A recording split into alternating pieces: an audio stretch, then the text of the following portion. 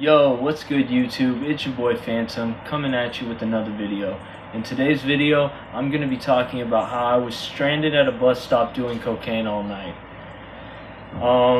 Or a bus station doing cocaine all night. Disclaimer, for those of you who watch my videos, don't just do things because you see it in my videos. I know I sound like a fucking parent right now, but honestly it's the truth. But anyways, without further ado, let's get into the story.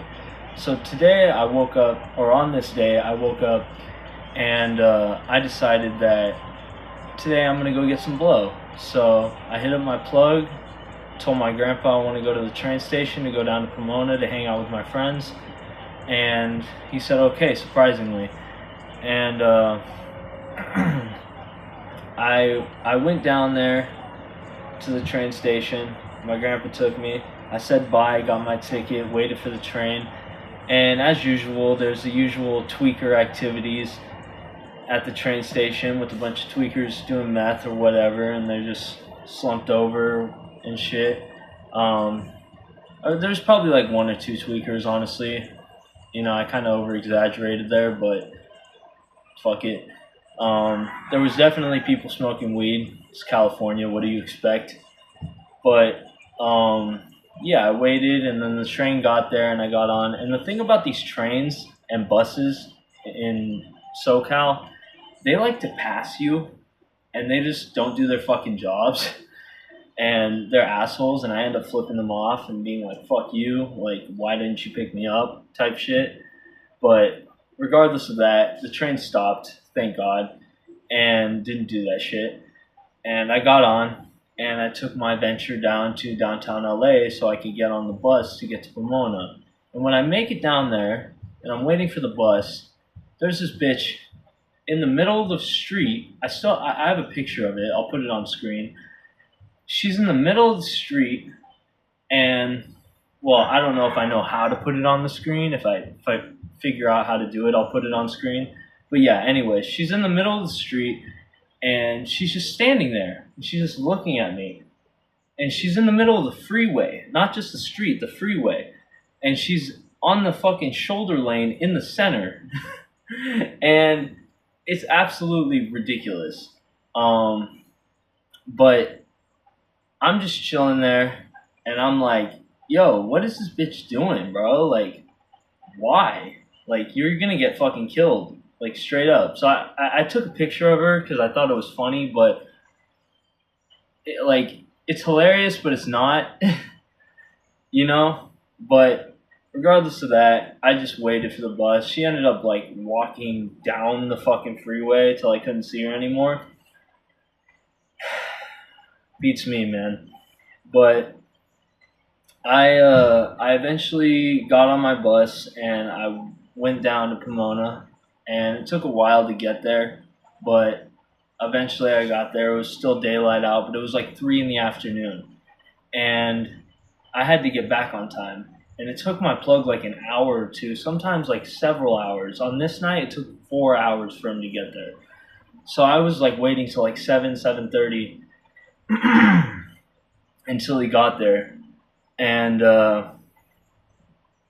yeah, eventually he finally pulled up outside of the Chase Bank, which was our usual spot that we meet up.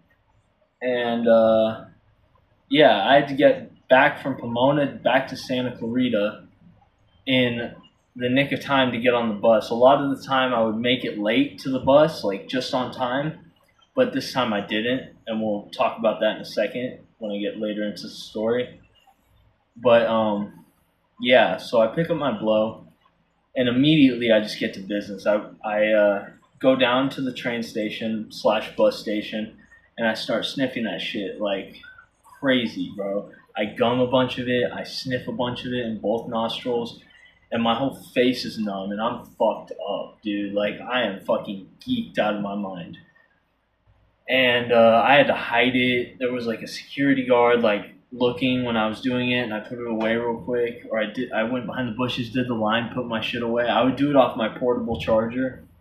But yeah, so I wait for the bus, and I get on the last bus. And I kind of had a feeling I was going to be stranded in the North Hollywood station all night, and they had a bus that went from North Hollywood to Santa Clarita, but the last one was at like 8:30, and the first one in the morning was at like 7:30, when the sun would rise. But I ended up getting back to North Hollywood Station, and lo and behold, there's no fucking buses that are taking me to Santa Clarita. So I knew I was in for a rough night. There was people doing fentanyl everywhere. It was fucking insane. I was literally going up and down the escalator. They had the train station, the underground metro caged off, but you could go down the escalator and be at the bottom. So many homeless people down there sleeping. And I just kept going up and down for warmth because it was warm down there. And I went down there to do some blow, and I did some, and I touched some fentanyl on the top of the, like, it's crazy that it was just on the railing of the escalator, not the part that moves, but like the metal part next to it. Damn, my throat is always dry in these videos. I don't know what the fuck's going on with me. But yeah, I touched some of that shit, and that shit fucked me up. I had to fucking lay down and literally like ride the death current. And I have a video talking about riding the death current, which is something where you're like overdosing, or if your heart's like pounding too much and you feel like you're about to get a heart attack, or like you are getting a heart attack type shit. And it's a very spiritual maneuver where you can like ride the death current, and you basically are on the thin line between being alive and being dead, and you have to like control your heart rate and breathe, and it's just crazy. So I was doing that, and I was just like fucking tweaking out. Like I was just like, damn, bro, I feel like I'm about to die. So once that went away, I went back up the stairs, and I stayed up there for the rest of the night, and I was just like just doing blow up there. Didn't want to go back down there and accidentally touch more fent, so I was like, fuck that shit, I'm gonna go upstairs, even though it was cold out. But I waited and waited and waited and waited for like fucking 11 hours until the next bus came, and eventually the bus finally came. I got on and I went back home. I was staying in motel rooms at the time and doing a bunch of blow because my grandparents didn't want me back home at the time, like because I was just too much of a nuisance, I guess. So I just went home, and I think I knocked out for the rest of the day, and I woke up and continued to do more blow for several months after that. And I had been doing blow for months. I went on like a few month binge. So like I'd been doing blow for like a month or two previous to me staying in the motel rooms, and like a month or two after, or maybe like a month after. It was like a 3-month binge. But it was crazy, and I have a lot of coke stories. I think I'm gonna start a series called Coke Madness or Cocaine Madness, kind of like inspired from Goblin's. If you haven't seen the YouTuber Goblin, shout out to him. He's the shit. Shout out to Luna as well, and Xcode. They've been my inspirations to tell life stories for the longest time, and now I'm finally doing it.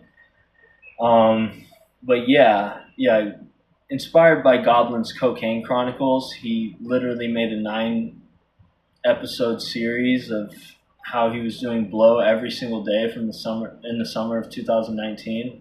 So I'm thinking about talking about my coke binges, because I have multiple coke binges that are each several months long. I have like a 6 to 8 month coke binge, which is fucking crazy.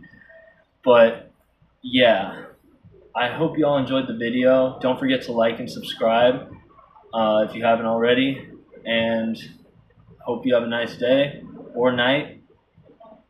Peace out.